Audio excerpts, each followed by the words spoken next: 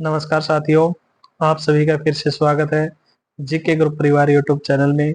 साथियों, आज जो हम लेके आए हैं साइंस के कुछ इम्पोर्टेंट क्वेश्चंस लेके आए हैं, जिसके बारे में हम आपको बताएंगे। साथियों, साइंस में सबसे पहले लेके आए हैं कुछ उपकरण और उनका ऊर्जा रूपांतरण।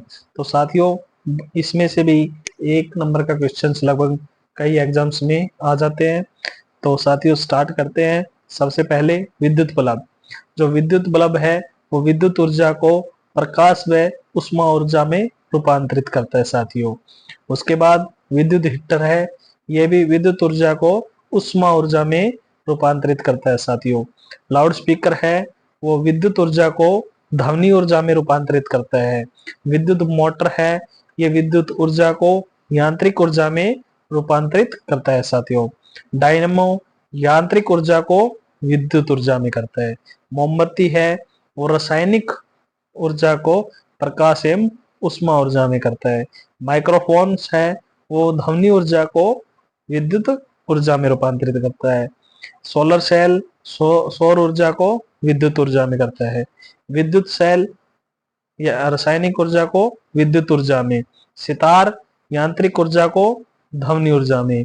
ईंधन उष्मा ऊर्जा को यांत्रिक ऊर्जा में। साथियों, इनमें दो बहुत ही इंपॉर्टेंट हैं।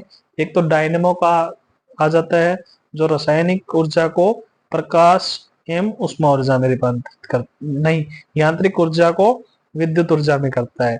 दूसरा मोमबत्ती है, जो रासायनिक ऊर्जा को उष्मा प्रकाश एवं उष्मा ऊर्जा में करता है। इनके बहुत बार क्वेश्चंस एग्जाम्स में आ जाते हैं। साथियों, नेक्स्ट है अपने पास कुछ आविष्कार है और उनके आविष्कारक के नाम है। साथियों, इनमें से भी कई बार एक नंबर का क्वेश्चन हमारे एग्जाम्स में आ जाते हैं। तो सबसे पहले है डायनामाइट।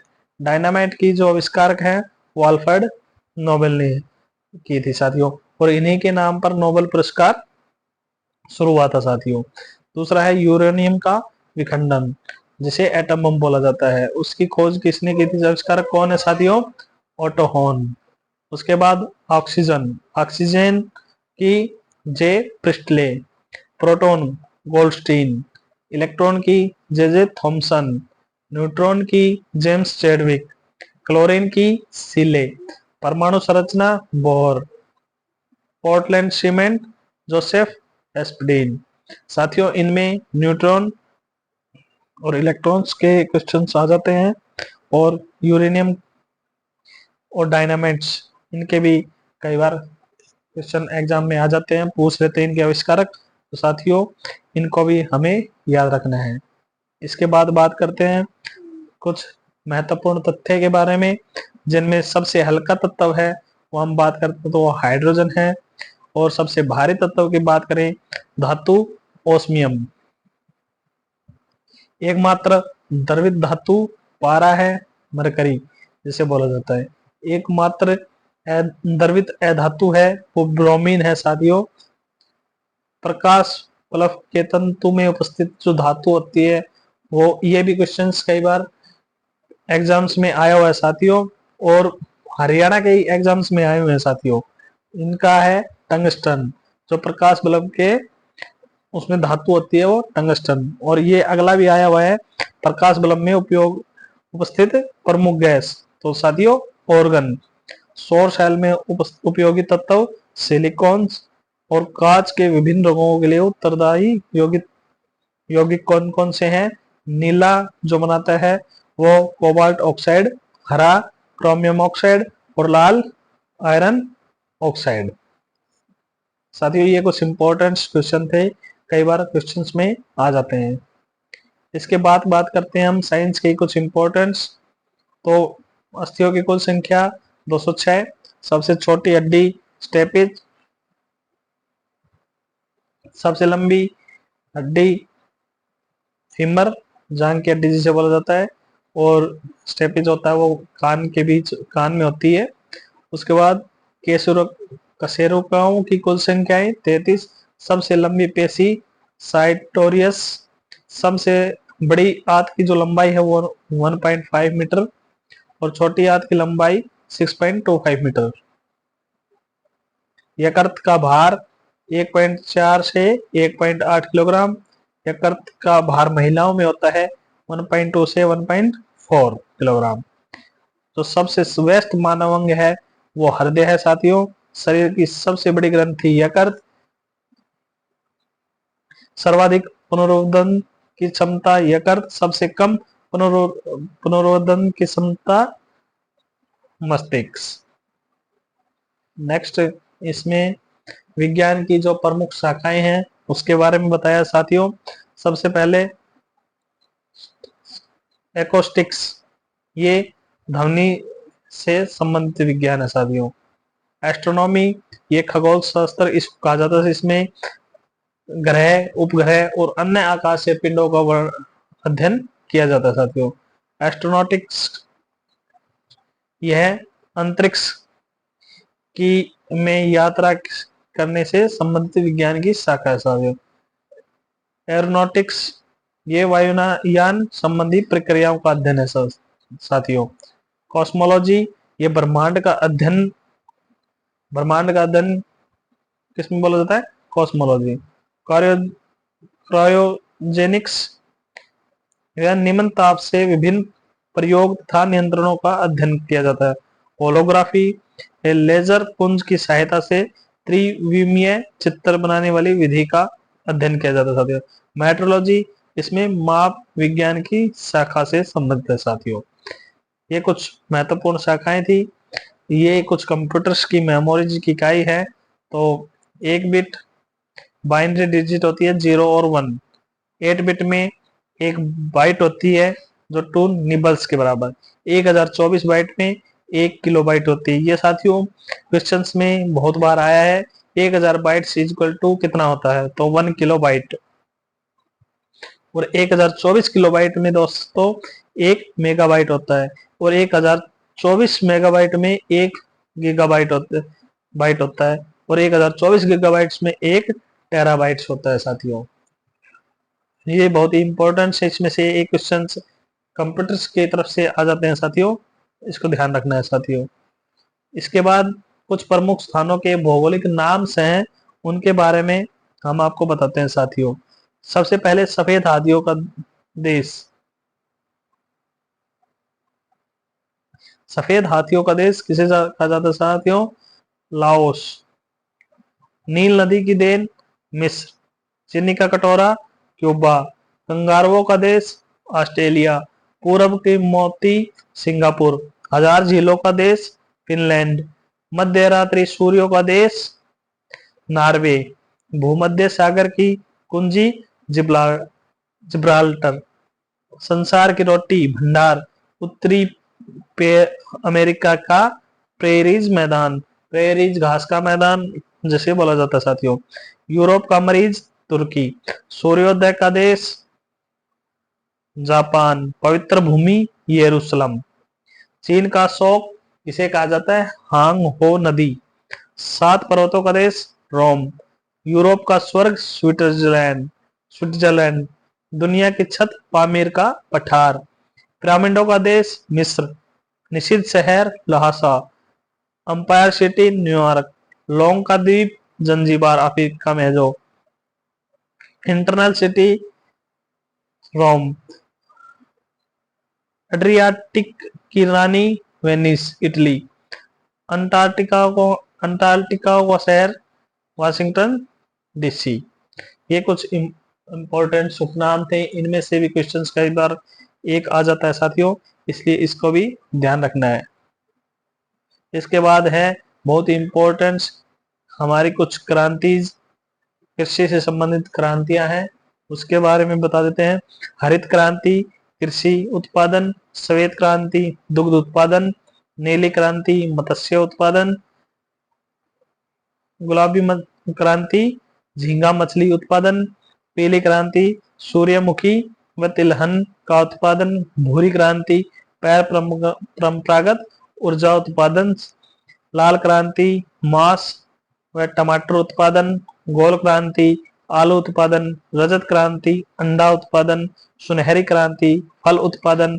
और इंद्रधनुषी क्रांति कृषि संबंधी समृद्ध क्रांति। ये कुछ इंपॉर्टेंट कृषि से संबंधित क्रांतियां साथियों, ये भी हमें याद रखनी है। एक क्वेश्चन इससे भी बन सकता है साथियों। जितनी संभावना है क्वेश्चन बनने की वो हम आपको बता रहे हैं साथियों। इससे अगला ये हमारे पास कुछ इंपॉर्टेंस एसआई यूनिट्स हैं, राशियां हैं, उसकी इंपॉर्टेंस यूनिट्स है और उनके प्रतीक है, चिन्ह है, साइन है, क्या क्या है। तो लंबाई को किसमें मापा जाता है साथियों?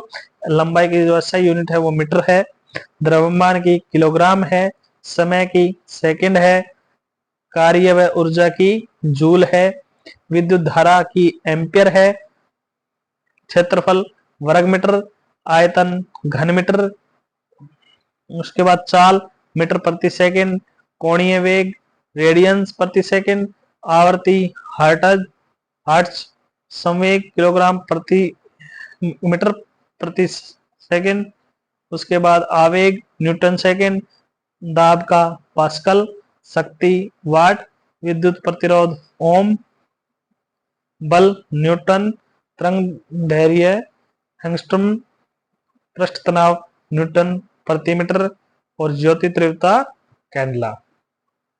ये कुछ ऐसा यूनिट्स थी, इसका भी कई बार क्वेश्चंस में पूछ लेते साथियों। उसके बाद कुछ उपकरण है, यंत्र है, उनके बारे में बताया गया साथियों। ऑडियोमीटर, इससे ध्वनि की तीव्रता का मापन किया जाता है साथियों। एनीमोमीटर, इससे वायु की गति का अध्ययन किया जाता है साथियों। उसके बाद है एमीटर, ये भी इंपॉर्टेंस है। एमीटर और बैरोमीटर्स क्वेश्चंस में बहुत बार आते हैं। एमीटर्स को विद्युत धारा को मापा जाता है और बैरोमीटर से वायुमंडलीय दाब को मापा जाता है। उसके बाद क्रोनोमीटर, जलयानों में सही समय का पता लगाया जाता है साथियों इसमें। और क्रेस्कोग्राफ में पौधे की वृद्धि मापी जाती है साथियों। फेदोमीटर में समुद्र की गहराई मापी जाती है। ये भी क्वेश्चंस कई बार एग्जाम्स में आया है, फेदोमीटर से समुद्र की गहराई मापने के काम आता है साथियों। उसके बाद हाइड्रोमीटर, द्रवों को अपेक्षित घनत्व ज्ञात करने का यंत्र है। हाइग्रोमीटर, हाइड्रो और हाइग्रो दोनों में डिफरेंस है। हाइड्रो द्रवों के अपेक्षित घनत्व और हाइग्रो वायुमंडल की आर्द्रता मापने का यंत्र है साथियों। ये कुछ इंपॉर्टेंट साइंस के क्वेश्चंस थे साथियों जो हमने आपको करवाए हैं। इसके साथ साथ हरियाणा जीके के कुछ आपको हरियाणा जीके के बारे में आपको बता देता हूँ जल्दी जल्दी। हरियाणा जीके भी साथ साथ चलेगी साथियों अपनी। इसमें साथियों हरियाणा जीके में हम आपको ये बताएंगे अपने जो जिले हैं वो कब कब बने साथियों। तो 22 जब हरियाणा जिला बना, हरियाणा राज्य बना, उस समय जिलों की संख्या 7 थी साथियों। सभी को पता है ये तो कि 17वां राज्य के रूप में हरियाणा बना 1 नवंबर 1966 को, अलग पंजाब से अलग होके बना था साथियों। उस समय 7 जिले कौन कौन से थे? एक शॉर्ट फिल्म है घर जाके मैं, GHARJKM, घर जाके मैं, गुरुग्राम, हिसार, अंबाला, रोहतक, जींद, करनाल और महेंद्रगढ़ साथियों। उस समय का जो 35% हिस्सा था वो हरियाणा को मिला था, जिसका क्षेत्रफल 44,212 वर्ग किलोमीटर है साथियों, जो देश के क्षेत्रफल का 1.34% है। और क्षेत्रफल की दृष्टि से हरियाणा देश का 21वां स्थान था साथियों। और जो हरियाणा की कुल जनसंख्या 2011 के अनुसार थी वो थी साथियों 2,53,51,462 साथियों। इसमें आगे बात करते हैं हम। उसके बाद जैसे जैसे देश जिले बने, तो सबसे पहले 22 दिसंबर 1972 को 2 जिले बने, भिवानी और सोनीपत साथियों। उसके बाद 23 जनवरी 1973 को जो जिला बना वो कौन सा बना साथियों? कुरुक्षेत्र। उसके बाद 26 अगस्त 1975 को जिला बना सिरसा। उसके बाद 15 अगस्त 1979 को जो जिला बना वो बना साथियों फरीदाबाद। उसके बाद 1 नवंबर 1989 को 4 जिले बने साथियों। कौन कौन से? कैथल, रेवाड़ी, पानीपत, यमुनानगर। इसकी एक शॉर्ट फॉर्म हमने बताई थी अपने चैनल में कि कैथल के लोग यमुना के पानी में पत्थर फेंकते हैं। तो साथियों, नहीं, रेवड़ी फेंकते हैं। कैथल के लोग यमुना के पानी में रेवड़ी फेंकते हैं। तो कैथल, यमुनानगर, पानीपत और रेवड़ी से रेवाड़ी। उसके बाद साथियों 15 अगस्त 1995 को पंचकुला। उसके बाद 15 जुलाई 1997 को झज्जर और फतेहाबाद। उसके बाद 4 अप्रैल 2005 को मेवात और 13 अप्रैल 2008 को पलवल और 18 सितंबर 2016 को साथियों चरखी दादरी एक नया जिला बना साथियों। उसके बाद आपको इसके बारे में को और भी अच्छी अच्छी चीजें बता देते हैं। जो हरियाणा की जो प्रमुख नदियां हैं उसके बारे में आपको बताते हैं साथियों। हरियाणा और उनके उद्गम स्थल से भी बताते हैं साथियों। और प्रभावित जिला है उसके बारे में भी एक बार आपको बता देते हैं साथियों। जो हरियाणा की प्रमुख नदी है उसमें यमुना का नाम सबसे पहले आता है। तो यमुना नदी कहाँ का उद्गम स्थल जो है वो हिन्नद है, उत्तराखंड में। और जो यमुना नदी से प्रभावित क्षेत्र है वो सबसे ज्यादा अंबाला और यमुनानगर है साथियों। उसके बाद घग्गर। घग्गर भी डागसई हिमाचल प्रदेश से निकलती है साथियों। और इसके जो प्रभावित जिला हैं वो फतेहाबाद और सिरसा हैं। उसके बाद मारकंडा। मारकंडा भी हिमाचल प्रदेश से निकलती है और प्रभावित क्षेत्र अंबाला और कुरुक्षेत्र है। साहिबी नदी बहरोड राजस्थान से। और प्रभावित जिला की बात करें तो रेवाड़ी और गुरुग्राम। इंदौरी, ये इंदौरी किला मेवात से का इसका उद्गम स्थल है और मेवात और रेवाड़ी को प्रभावित करती है साथियों। उसके बाद कृष्णावती। कृष्णावती नीम का थाना राजस्थान जो है वहां से निकलती है, उद्गम स्थल है। जो नारनौल और रेवाड़ी को ही करती है। उसके बाद टांगरी। टांगरी मोरनी की पहाड़ियों से निकलती है। उसके बाद दोहन। दोहन है डोसी की पहाड़ियों से निकलती है जो महेंद्रगढ़ जिले को प्रभावित करती है साथियों। ये हमारी कुछ नदी थी, इसके बारे में हमने आपको बताया है। उसके बाद अगर हम बात करें कि प्रमुख नहर, तो साथियों पश्चिमी एवं पूर्वी यमुना नहर हरियाणा की सबसे प्राचीन एवं प्रमुख नहर पश्चिमी यमुना नहर है साथियों। 1879 में इसका निर्माण हुआ साथियों। यह नहर जगाधरी पोटा पर स्थित ताजेवाला नामक स्थान से निकाली गई है। यहाँ से पूर्वी यमुना नहर भी निकलती है साथियों। इन नहरों से करनाल, पानीपत, सोनीपत, जींद व रोहतक जिलों में सिंचाई की जाती है साथियों। उसके बाद दूसरी नहर की बात करें तो इसमें गुरुग्राम नहर है। यह नहर दिल्ली में ओखला नामक स्थान से यमुना नदी पर बांध बनाकर निकाली गई है। इसे गुरुग्राम और फरीदाबाद में सिंचाई की जाती है साथियों। उसके बाद अगली नहर की बात करें तो भाखड़ा नहर है। यह नहर नांगल के समीप सतलुज नदी से निकाली गई है साथियों। इसे सिरसा, रोहतक, हिसार में सिंचाई की जाती है। उसके बाद जोहार नहर है। यह नहर भाखड़ा नहर से निकाली गई एक छोटी नहर है। इसे केवल महेंद्रगढ़ जिले में सिंचाई का काम किया जाता है साथियों। उसके बाद भिवानी नहर है। यह भी भाखड़ा नहर से निकाली गई और राज्य के भिवानी जिले में सिंचाई की जाती है साथियों।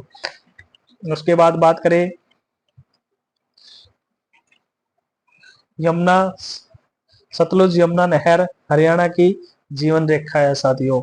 SYL जिसको बोला जाता है साथियों। उसके बाद बात करते हैं हम साथियों हरियाणा की कुछ प्रमुख झीलों के बारे में। रिविजन्स टाइप हम आज करवा रहे हैं, ध्यान से सुने। और जिन्होंने अब तक नोट्स में नहीं लिखा है वो साथ में लिखते हुए रहिए ताकि आपको रिविजन्स और अच्छे से याद हो जाए साथियों।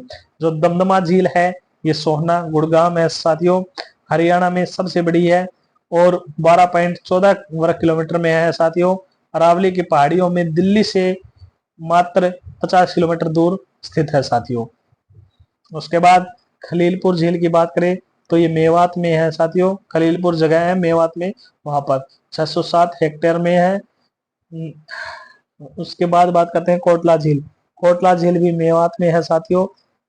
कोटला स्थान है 20 वर्ग किलोमीटर में है ये, और राज्य की सबसे लंबी चौड़ी इसी पर उजीना बांध है। उसके बाद बड़खल झील की बात करें तो बड़खल झील फरीदाबाद में साथियों, यह एक मानव निर्मित झील है जिसका निर्माण 1947 में किया गया था साथियों। इसके बाद बात करते हैं धौत झील। धौत झील साथियों फरीदाबाद में है। मयूर झील, मयूर झील की बात करें तो ये फरीदाबाद में है। यह झील बड़खल झील के बिल्कुल निकट है साथियों। कर्ण झील, कर्ण झील की बात करें तो करनाल में है, और इस झील को करनाल और चक्रवर्ती झील भी के नाम से भी जाना जाता है साथियों। टिक्करताल झील की बात करें तो ये मोरनी हिल्स पंचकुला में है। सिल्ली झील की बात करें तो ये फतेहाबाद में है। उसके बाद बात करें तिलियार झील, ये रोहतक में है साथियों। डबचिक झील होडल में है, होडल पलवल में 22 एकड़ में है। वर्ष 1985 86 में यह झील सूख गई।